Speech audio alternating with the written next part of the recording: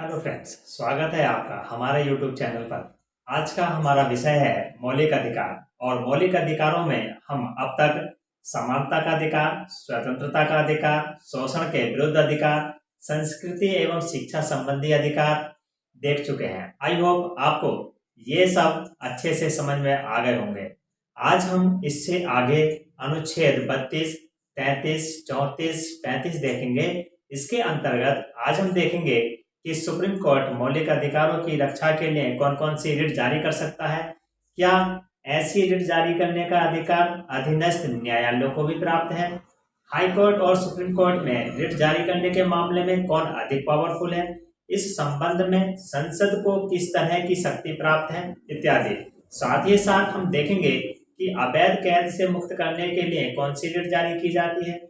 इस बाद में अभी निर्धारित किया गया कि बंदी प्रत्यक्षीकरण रिट पर विचार करते समय निवृत्त व्यक्ति का न्यायालय के समक्ष उपस्थित रहना आवश्यक नहीं है। इस याचिका के तहत कार्यपालिका को आदेशित किया जाता है कि वह उस कार्य को करे जिसको करने के लिए वह आवत है। किसी लोक सेवक या प्राधिकारी द्वारा अपना कर्तव्य पूरा न किए जाने पर कौन सी रिट जारी की जाती है। कौन सी रिट अधीनस्थ न्यायालयों या अधिकरणों के विरुद्ध कार्यवाही को रोकने हेतु जारी की जाती है। इस रिट द्वारा सर्वोच्च न्यायालय अधीनस्थ न्यायालयों या अधिक न्यायिक निकायों में चलने वाले वादों का पुनर्विलोकन करता है। आज की ही क्लास में हम देखेंगे कि वर्तमान समय में अनुच्छेद 31 की क्या स्थिति है। जो अनुच्छेद 31 में संपत्ति का अधिकार था, उस संपत्ति के अधिकार का आज के समय में क्या स्थिति है। तो आइए चलते हैं आज की क्लास की तरफ। और आज का हमारा जो पहला अधिकार है वह है छठा मौलिक अधिकार, जिसका नाम है संवैधानिक उपचारों का अधिकार। जो अंतिम रह गया है छठा मौलिक अधिकार, राइट टू कॉन्स्टिट्यूशनल रेमेडीज, यानी संवैधानिक उपचारों का अधिकार। मित्रों, भारतीय संविधान का एक खूबसूरत पक्ष है संवैधानिक उपचारों का अधिकार। देखिए, भारतीय संविधान में 6 मौलिक अधिकार हैं, आप जानते हैं। और छठा मौलिक अधिकार ये कहता है कि ये जो पहले के 5 मौलिक अधिकार हैं, उनको यदि किसी भी प्रकार का नुकसान पहुंचाया जाए, पहले के जो 5 मौलिक अधिकार है उनको किसी भी प्रकार की क्षति पहुंचाया जाए, पहले के जो 5 मौलिक अधिकार है उनका किसी भी तरह से वायलेशन किया जाए, किसी भी तरह से उल्लंघन किया जाए, तो ऐसी स्थिति में अनुच्छेद 32 संवैधानिक उपचारों के अधिकार के माध्यम से हमारे उन अधिकारों की कैसे रक्षा की जाए, इस बात का उल्लेख करता है अनुच्छेद 32। भारतीय संविधान के जनक, या यूं कह दीजिए जननी, आधुनिक भारत के मनु डॉक्टर अंबेडकर इस अनुच्छेद को भारतीय संविधान की आत्मा कहते हैं। इससे हम लोग अंदाज लगा सकते हैं कि अनुच्छेद 32 का कितना महत्व है। अनुच्छेद 32 पर चर्चा करने से पहले हम देखते हैं कि अनुच्छेद 32 के तहत क्या बातें लिखी हुई हैं, संवैधानिक उपचारों का अधिकार क्या कहता है। मैं ये चाह रहा हूं कि इससे पहले हमें ये मालूम होना चाहिए कि हम लोगों ने कल तक अनुच्छेद 30 के बारे में चर्चा की, अनुच्छेद 31 को हम क्यों छोड़ रहे हैं। तो मित्रों, आप याद कीजिए, हम लोगों ने जब मौलिक अधिकार का टॉपिक प्रारंभ किया था तब भी इस विषय पर चर्चा की थी कि जो मूल भारतीय संविधान है उसमें 7 मौलिक अधिकार थे और वर्तमान समय में 6 मौलिक अधिकार हैं। संपत्ति का अधिकार यानी राइट टू वेल्थ अब मूल अधिकार के रूप में समाप्त कर दिया गया है। यह जो संपत्ति का अधिकार है, ये संपत्ति का अधिकार अनुच्छेद 31 में उल्लिखित था। तो बहुत सारी बातें हैं यहाँ पर, इस कॉन्सेप्ट को क्लियर करना जरूरी है। संपत्ति का अधिकार अनुच्छेद 31 में उल्लिखित था, जिसे हमने मूल अधिकारों के रूप में समाप्त कर दिया और अब आजकल यह एक विधिक अधिकार है। तो आपके मन में एक प्रश्न आ रहा होगा कि मूल अधिकार और विधिक अधिकार में क्या फर्क है, या आप ये प्रश्न भी पूछ सकते हैं कि संपत्ति के अधिकार की अभी क्या पोजीशन है। 44वें संविधान संशोधन के द्वारा 1978 में हमने संपत्ति के अधिकार को विधिक अधिकार बना दिया, पहले ये मूल अधिकार था। इससे इसके पोषण में क्या फर्क पड़ा, ये आपके मन में शायद प्रश्न आ रहा होगा। मित्रों देखिए, मूल अधिकार जो हमने अब तक पढ़े हैं 5, उन मूल अधिकारों का अगर उल्लंघन होता है तो भारतीय संविधान का अनुच्छेद 32 ये कहता है कि सुप्रीम कोर्ट उन अधिकारों की रक्षा करने के लिए 5 प्रकार की याचिकाएं जारी कर सकता है। संपत्ति का अधिकार अब चूंकि मूल अधिकार नहीं रहा, अब ये एक विधिक अधिकार हो गया है। तो इसके पोषण में क्या चेंजेज आए, हम लोग इसके बारे में बात करना चाहते हैं। विधिक अधिकार का उल्लंघन हुआ तो ऐसी स्थिति में सुप्रीम कोर्ट हमारी कोई मदद नहीं करेगा अनुच्छेद 32 के तहत। अनुच्छेद 32 के तहत सुप्रीम कोर्ट केवल मौलिक अधिकारों के उल्लंघन होने पर ही याचिकाएं जारी कर सकता है। विधिक अधिकार का वायलेशन होने, उसका उल्लंघन होने पर याचिकाएं जारी नहीं की जाती हैं। इस बात को आप थोड़ा सा ध्यान रखें। तो अनुच्छेद 31 वर्तमान समय में संविधान में नहीं है। संपत्ति के अधिकार को हम लोगों ने अनुच्छेद 303 303 कैपिटल ए के द्वारा हमने इसको विधिक अधिकार बना दिया। आज ये मूल अधिकार नहीं है। एक बात तो मैं ये बताना चाह रहा था अनुच्छेद 32 को जानने से पहले। उसके बाद देखिए, आप लोग 31A, 31B, 31C के बारे में भी सुने होंगे। देखिए, जब हम लोग मूल अधिकार पढ़ते हैं तो अनुच्छेद 12 और 13 की हम लोग उपेक्षा नहीं कर सकते। मूल अधिकार जब हम पढ़ते हैं तो 33, 34 और 35 की उपेक्षा हम नहीं कर सकते। ठीक इसी प्रकार से अनुच्छेद 31A, 31B और 31C की भी उपेक्षा नहीं करनी चाहिए। बहुत बढ़िया प्रश्न बन सकते हैं। 31A और 31B क्या कहता है, पहले जरा इसको समझें। 31A और 31B हमने फर्स्ट कॉन्स्टिट्यूशन अमेंडमेंट, जो हमारे संविधान में पहला संशोधन हुआ 1951 में, उसके द्वारा हमने 31A और 31B को जोड़ा। और दोस्तों, आप लोग जानते होंगे हमने फर्स्ट कॉन्स्टिट्यूशनल अमेंडमेंट के द्वारा भारतीय संविधान में 9वीं अनुसूची जोड़ी थी, 9th शेड्यूल जोड़ा था। ये आपको पता होगा और आप लोगों को ये आइडिया होगा, आपको आइडिया होगा कि 9वीं अनुसूची क्या है। 9वीं अनुसूची में उन कार्यों का उल्लेख है, उन कानूनों का उल्लेख है जिसको आप न्यायपालिका में चुनौती नहीं दे सकते। 9वीं अनुसूची जिन अनुच्छेदों से जुड़ी हुई है, that is 31A and 31B। 31A और 31B उन कानूनों का उल्लेख करते हैं जिनको न्यायपालिका में चुनौती नहीं दी जा सकती। इससे फर्स्ट कॉन्स्टिट्यूशनल अमेंडमेंट के द्वारा 1951 में इसे जोड़ा। दूसरी बात, अब देखिए 31C, अनुच्छेद 31C क्या है, इसकी भी थोड़ी सी एक कहानी है। याद करिए, इंदिरा गांधी जब देश की प्रधानमंत्री थी 1969 में, उन्होंने 14 बैंकों का राष्ट्रीयकरण किया था। 14 बैंकों का ये जो राष्ट्रीयकरण किया गया था, उसे दोस्तों Kawasi versus union of the India के मामले में सुप्रीम कोर्ट ने अवैध घोषित कर दिया, असंवैधानिक घोषित कर दिया। आप सोच रहे होंगे कि हम लोग अचानक इंदिरा गांधी पर चर्चा क्यों करने लगे, 14 बैंकों का राष्ट्रीयकरण पर चर्चा क्यों कर रहे हैं। मैं इसका कारण बताता हूँ आपको। 1969 में इंदिरा जी जब 14 बैंकों का राष्ट्रीयकरण करती हैं, तब 14 बैंकों के राष्ट्रीयकरण के संदर्भ में सरकार के द्वारा ये जो अध्यादेश जारी किया गया, इस अध्यादेश को सुप्रीम कोर्ट में Rustom Cavasji versus union of the India के मामले में असंवैधानिक घोषित कर देता है। ठीक इसी प्रकार से इंदिरा जी की इसी सरकार के द्वारा राजा महाराजाओं को जो प्रिवी पर्स, जो राजा महाराजाओं को सुविधाएं हैं, जो राजा महाराजाओं को विशेष अधिकार दे रखे थे, पदवी दे रखी थी, उसको भी इंदिरा जी की सरकार ने खत्म कर दिया था, समाप्त कर दिया था अध्यादेश के द्वारा।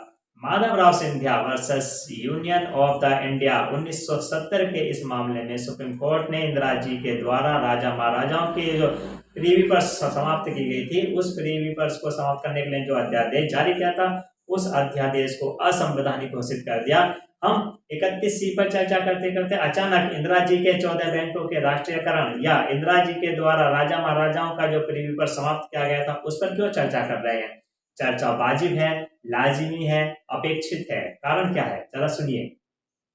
कल की जब अपनी क्लास होगी तब हम लोग नीति निर्देशक तत्वों के बारे में बात करेंगे, directive principle of the state policy की बात करेंगे। राज्य को जो नीति निर्देशक तत्व है वो आप लोग जानते हैं सरकार के लिए बाध्यकारी नहीं है, या योग्य है, ये दीजिए कि वो बाध्य योग्य नहीं है, जबकि मौलिक अधिकारों को लागू करना होता है। इंदिरा गांधी की सरकार ने जब 14 बैंकों का राष्ट्रीयकरण किया था या राजा महाराजाओं के जो प्रिवी पर्स था उसको समाप्त किया, तब उसका आधार उन्होंने नीति निर्देशक तत्वों को ही बतलाया। नीति निर्देशक तत्वों में साफ साफ शब्दों में लिखा हुआ है, सामाजिक न्याय की प्राप्ति करेंगे, आर्थिक न्याय की प्राप्ति करेंगे, सरकार इस प्रकार की नीतियां बनाएगी जिससे कि पॉलिटिकल जस्टिस, राजनीतिक न्याय की प्राप्ति हो सके। आप सोच रहे होंगे कि मौलिक अधिकारों पर चर्चा करते करते इंदिरा जी का और इंदिरा जी से चर्चा करते करते डीपीएसपी यानी कि राज्य के नीति निर्देशक तत्वों पर हम लोग कैसे आ गए। उसका कारण है, कारण क्या है, 31C जब 14 बैंकों के राष्ट्रीयकरण को सुप्रीम कोर्ट ने रद्द कर दिया, जब राजा महाराजाओं के प्रिवी पर्स के संदर्भ में जो अध्यादेश जारी किया उसको सुप्रीम कोर्ट ने Madhavrao Scindia versus union of the India के मामले में रद्द कर दिया, तब इंदिरा गांधी जी की सरकार ने संविधान में एक और अमेंडमेंट किया दैट वाज 25वां संविधान संशोधन। इस संशोधन के द्वारा भारतीय संविधान में एक नया अनुच्छेद जोड़ा गया, दैट इज 31सी। और 31सी क्या कहता है? 31सी ये कहता है कि संविधान का अनुच्छेद 14 और संविधान का अनुच्छेद 19 जो कि मौलिक अधिकारों से संबंधित है, अनुच्छेद 14 और अनुच्छेद 19 का यदि टकराव राज्य के नीति निर्देशक तत्व, और वो भी पर्टिकुलर आर्टिकल 39 के जो नीति निर्देशक तत्व है, यदि उनसे टकराव हुआ तो 14 और 19 पर राज्य के नीति निर्देशक तत्वों को प्राथमिकता दी जाएगी। यह प्रावधान करने के लिए संविधान में 25वां संशोधन किया और उसके द्वारा 31सी नाम का नया अनुच्छेद जोड़ा गया।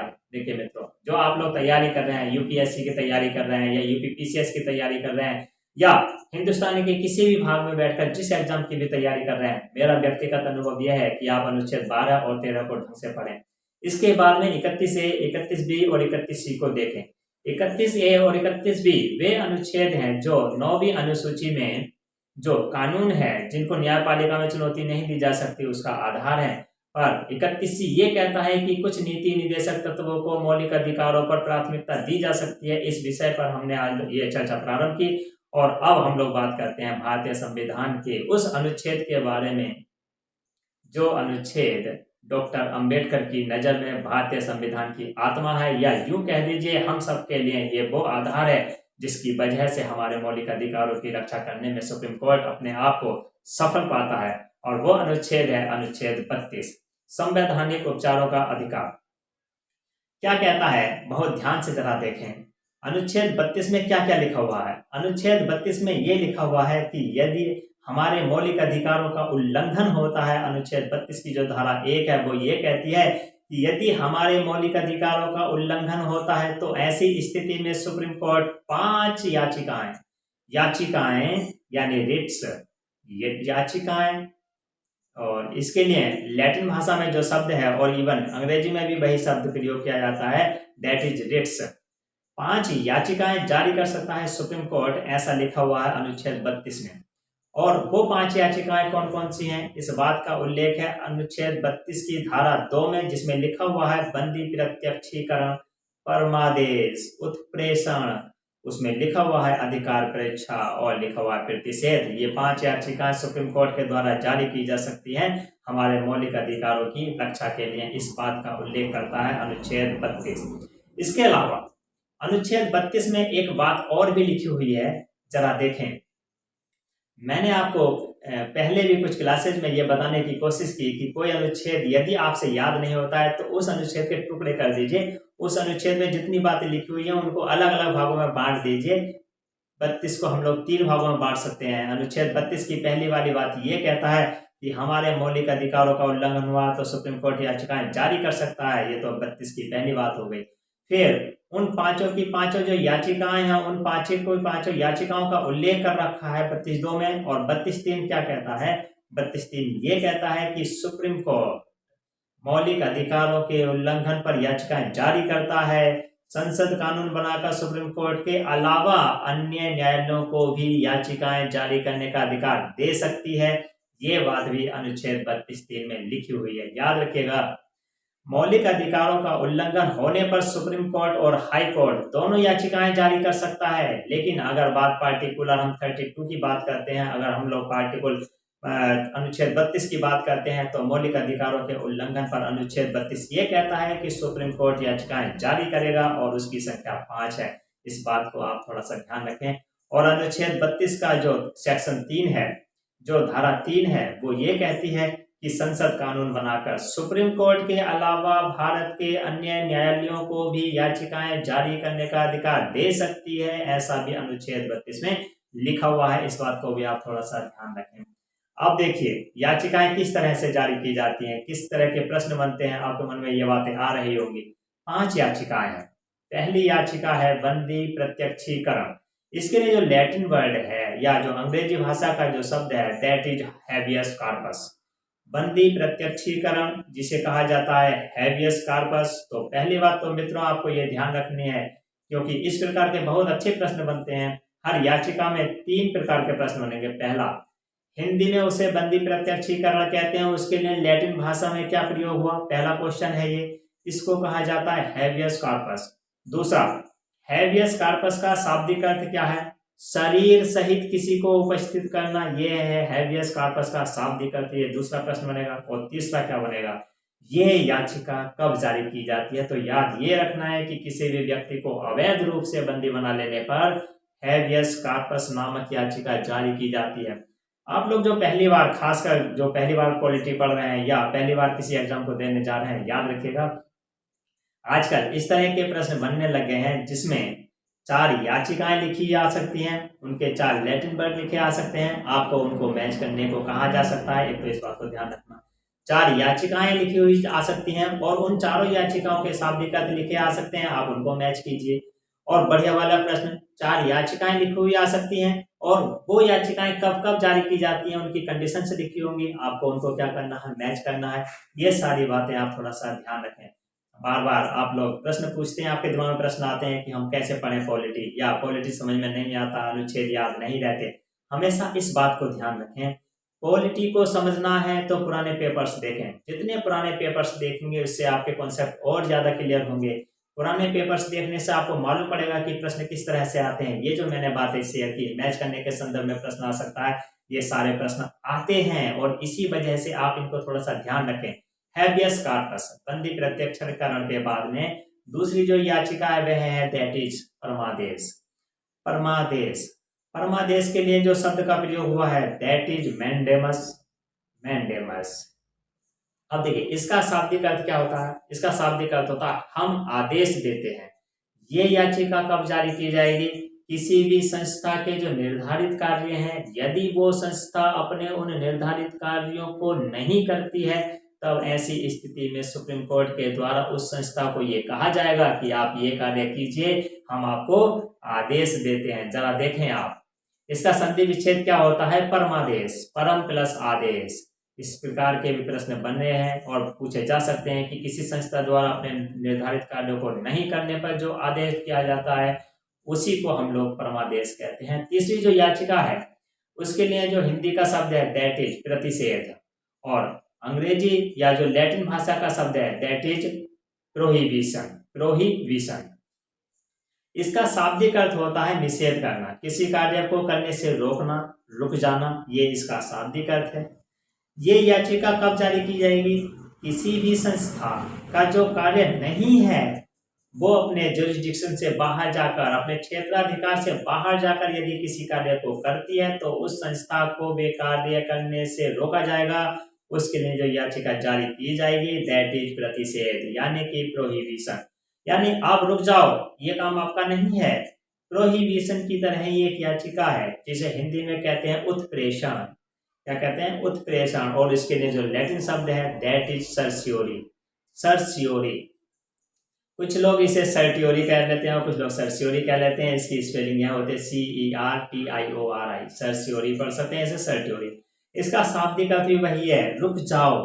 कोई संस्था जब अपने निर्धारित कार्यों से बाहर जाकर किसी कार्य को करती है और उसकी वजह से लोगों के मौलिक अधिकारों का हनन होता है, तब ऐसी स्थिति में कोर्ट ये याचिका जारी करेगा और उससे कहेगा आप यहीं पर रुक जाओ, और कोर्ट उस मामले को अपने पास मंगा लेता है, तो उस याचिका को कहा जाता है उत्प्रेषण। एक्चुअल में ये याचिका सुप्रीम कोर्ट द्वारा जो लोअर कोर्ट्स होते हैं उन लोअर कोर्ट्स को कुछ काम करने से रोकने के लिए जारी की जाती है, क्योंकि वो कार्य उनके जुरिस्डिक्शन से बाहर है, दैट इज उत्प्रेषण। अब ये है चौथी याचिका।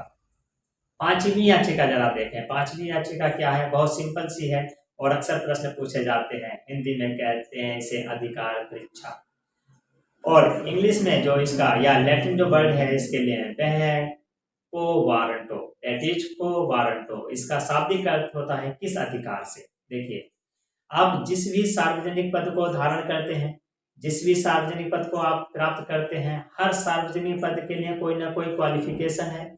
यदि आप उस क्वालिफिकेशन के परे जाकर, उस क्वालिफिकेशन के बियॉन्ड जाकर, उस क्वालिफिकेशन का उल्लंघन करते हुए अगर आप किस पद को प्राप्त कर लेते हैं और इसकी वजह से लोगों के मौलिक अधिकारों का हनन होता है, तो कोर्ट आपसे पूछेगा आप इस पद पर किस अधिकार से बैठे हैं। अधिकार परीक्षा याचिका तब जारी की जाती है जब कोई व्यक्ति किसी पद को अवैध रूप से हासिल कर लेता है, उसे हटाने के लिए जिस याचिका को जारी किया जाएगा दैट इज अधिकार परीक्षा यानी को वारंटो। मित्रों, मैंने जब बात अनुच्छेद 32 के बारे में शुरू की थी तब मैंने पहले से बता दिया कि supreme court and high court दोनों को याचिकाएं जारी करने का अधिकार है, लेकिन बात जब पार्टिकुलर हम अनुच्छेद 32 की करेंगे तो याचिकाएं जारी करता है सुप्रीम कोर्ट।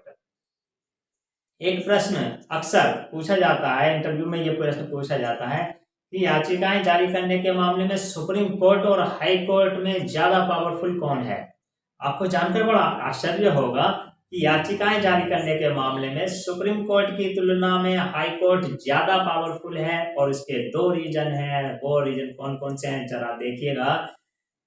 एक तरफ है सुप्रीम कोर्ट और दूसरी तरफ है हाई कोर्ट। अब आप देखें किस तरह से हाई कोर्ट ज्यादा पावरफुल है। कौन कौन से हैं? याचिकाएं जारी करने के मामले में सुप्रीम कोर्ट की तुलना में high court is more powerful. क्यों? व्हाई? इसका पहला कारण है इसका सुप्रीम कोर्ट 5 याचिकाएं जारी करता है, जबकि हाई कोर्ट 6 प्रकार की याचिकाएं जारी करता है। संख्या की दृष्टि से हाई कोर्ट ज्यादा पावरफुल है, पहला कारण। अब आपके दिमाग में एक प्रश्न आ रहा होगा कि ये छठी याचिका कौन सी होगी जो सुप्रीम कोर्ट तो जारी नहीं करता है लेकिन हाई कोर्ट जारी करता है, दैट इज इंजंक्शन। भारतीय संविधान का एक अनुच्छेद है 226 आर्टिकल 226, ये कहता है कि अगर आपको इंटरिम रिलीफ चाहिए, अगर आपको हाथों हाथ किसी मुद्दे पर राहत चाहिए, ये जो इंटरिम रिलीफ है आर्टिकल 226 के तहत केवल और केवल हाई कोर्ट दे सकता है। सुप्रीम कोर्ट इस तरह के इंजंक्शन नामक याचिका जारी नहीं कर सकता। हाई कोर्ट 5 याचिका तो जारी करेगा ही करेगा, इसके अलावा जो एक्स्ट्रा याचिका है दैट इज इंजंक्शन, इसका उल्लेख आर्टिकल 226 में है। ये हाई कोर्ट जारी कर सकता है, सुप्रीम कोर्ट से जारी नहीं करता है। ये कारण है कि सुप्रीम कोर्ट की तुलना में याचिकाएं जारी करने के मामले में हाई कोर्ट ज्यादा पावरफुल है। अगली बात देखिए, जो सुप्रीम कोर्ट है वह अनुच्छेद 32 के तहत मौलिक अधिकारों का अगर हनन होता है तब आपकी मदद करेगा। सुप्रीम कोर्ट मौलिक अधिकारों का हनन होने पर याचिका जारी करता है। हाई कोर्ट मौलिक अधिकारों का हनन होता है तब तो याचिका जारी करता ही करता है। इसके अलावा मौलिक अधिकारों के साथ साथ यदि लीगल राइट्स, हमारे विधिक अधिकारों का हनन होता है तब भी हाई कोर्ट याचिकाएं जारी कर सकता है। दैट्स वाई सुप्रीम कोर्ट की तुलना में याचिकाएं जारी करने के मामले में हाई कोर्ट ज्यादा शक्तिशाली है। इस बात को भी आप थोड़ा सा ध्यान रखें। ये तो है हमारा अनुच्छेद 32 जो संवैधानिक उपचारों के अधिकार की बात करता है। अब देखिए, मैंने आपको पहले से कह दिया कि भारतीय संविधान के 3 और अनुच्छेद हैं जिसके बारे में हमें और जानकारी होनी चाहिए, और वो मौलिक अधिकारों से संबंधित है। और उसमें सबसे महत्वपूर्ण अनुच्छेद इनमें वो है 33। अनुच्छेद 33 क्या कहता है, इसको जानने से पहले आपको ये बता दें कि जितने भी मौलिक अधिकार पिछले हमने 3-4 क्लासेस के माध्यम से आप लोगों के साथ साझा किए हैं, वो सारे मौलिक अधिकार हम और आप जैसे जो सामान्य नागरिक हैं, जो सिविलियंस हैं, उनको ये प्राप्त हैं। हमारी जो फोर्सेज हैं, हमारे जो सैन्य बल हैं, हमारे जो लॉ एंड ऑर्डर को मेंटेन करने वाले लोग हैं, यानी जो पुलिस हैं या जो हमारे इंटेलिजेंस से जुड़े हुए लोग हैं, रॉ है, आईबी है, अनुच्छेद 33 ये कहता है कि सैन्य बल यानी फोर्सेज, लॉ एंड ऑर्डर को मेंटेन करने वाले लोग यानी पुलिस तथा इंटेलिजेंस का काम करने वाले लोगों के मौलिक अधिकारों में संसद कानून बनाकर उनमें कमी कर सकती है। आप और हम इस बात को अच्छी तरह से जानते हैं। जितने मौलिक अधिकार हम लोगों को प्राप्त हैं, मौलिक अधिकारों की जिस व्यापकता का हम लाभ उठा रहे हैं, उतने मौलिक अधिकार हमारी फोर्सेज, हमारे लॉ एंड ऑर्डर को मेंटेन करने वाले लोग, हमारे इंटेलिजेंस से जुड़े हुए लोगों को प्राप्त नहीं होते हैं बिकॉज ऑफ आर्टिकल 33। और साफ शब्दों में 33 कहता है कि संसद उनके अधिकारों में कमी कर सकती है। इस बात का उल्लेख है अनुच्छेद 33 में। इस बात का आप ध्यान रखें, यहाँ से बहुत बढ़िया प्रश्न बन सकता है। अब बात करते हैं अनुच्छेद 34 की, आर्टिकल 34। आर्टिकल 34 क्या कहता है? देखिए, हमारा संविधान कितना खूबसूरत है। हमारे संविधान निर्माताओं ने जब संविधान बनाया तो सारी कल्पनाएं कर ली। अगर देश में कभी मार्शल लॉ, सेना का कानून, कितनी बार लगा अब तक? बताइए, कितनी बार लगा है अब तक मार्शल लॉ? हमारे देश में आज तक एक बार भी मार्शल लॉ नहीं लगा है। अनुच्छेद 34 ये कहता है कि देश में कभी सैन्य कानून स्थापित हो जाए, मार्शल लॉ स्थापित हो जाए, तब ऐसी स्थिति में लोगों के मौलिक अधिकारों का यदि किसी भी प्रकार से नुकसान हुआ है तो अनुच्छेद 34 ये कहता है कि इस संदर्भ में संसद कानून बनाकर क्षतिपूर्ति कर सकती है। इस बात का अधिकार संसद को दे रखा है अनुच्छेद 34 के तहत। क्या कहता है अनुच्छेद 34? एक बार वापस बोलता हूं, यदि हमारे मौलिक अधिकारों को किसी भी प्रकार का नुकसान सैन्य शासन में स्थापित हुआ है, मार्शल लॉ में स्थापित हुआ है, मार्शल लॉ में यदि नुकसान हुआ है तो उनकी क्षतिपूर्ति की जा सकती है संसद के कानून के द्वारा। इस बात का उल्लेख करता है अनुच्छेद 34। अब देखिए आर्टिकल 35 अनुच्छेद 35 क्या कहता है? कहता है कि कुछ बातें ऐसी है जिस पर कानून बनाने का अधिकार केवल और केवल संसद को है। मौलिक अधिकारों, ध्यान से सुनिएगा, अनुच्छेद 35 ये कहता है मौलिक अधिकारों के संदर्भ में कुछ बातें ऐसी हैं जिस पर कानून बनाने का अधिकार केवल और केवल संसद को है। और वो बातें कौन कौन सी हैं जरा देखें। अनुच्छेद 35 में उन सारी बातों का उल्लेख कर रखा है, उनमें से कुछ बातों की चर्चा अभी हमने की, अभी है ना, कि भारतीय संविधान का अनुच्छेद 16(3), याद कीजिए, समानता के अधिकार के अंतर्गत हमने पढ़ा था। अनुच्छेद 16 ये कहता है कि राज्य निवास के आधार पर सरकारी नौकरियों में कुछ लोगों को प्राथमिकता दे सकता है, ऐसा हमने अनुच्छेद 16(3) में देखा था। लेकिन याद रखिएगा, अनुच्छेद 16(3) के अंतर्गत निवास के आधार पर कुछ लोगों को सरकारी नौकरी में प्राथमिकता देने का यदि प्रावधान करना है तो ये प्रावधान केवल और केवल संसद कर सकती है, ऐसा अनुच्छेद 35 कहता है। और इवन अनुच्छेद 16(3) में भी यह बात लिखी हुई है। तो अनुच्छेद 35 ये कहता है कि अनुच्छेद 16(3) के तहत जो भी प्रावधान किए जाएंगे वो प्रावधान करने का अधिकार केवल किसको होगा? संसद को होगा। एक तो बात है ये।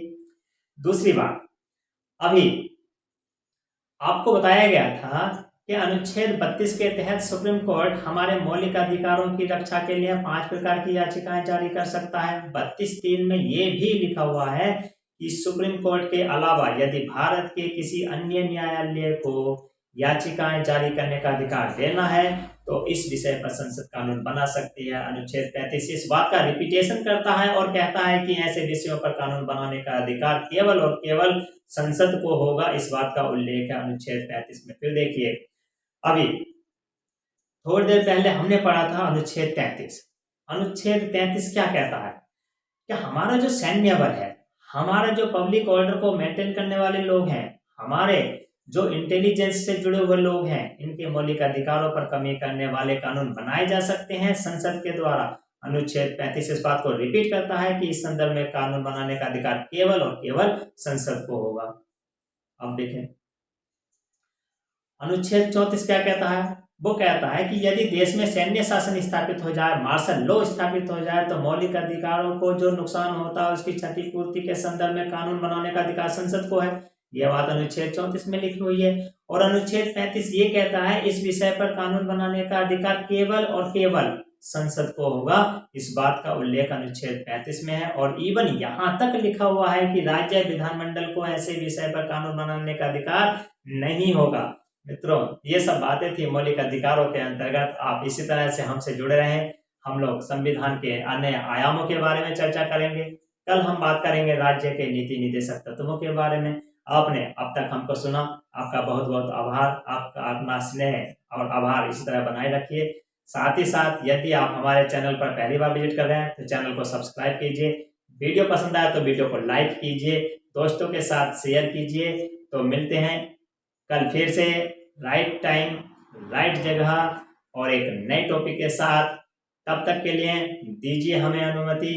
व्यस्त रहिए, मस्त रहिए, पढ़ते रहिए, तैयारी करते रहिए और जो आपका गोल है उसे अचीव करने का हर संभव प्रयास करते रहिए। यह वादा है हमारा।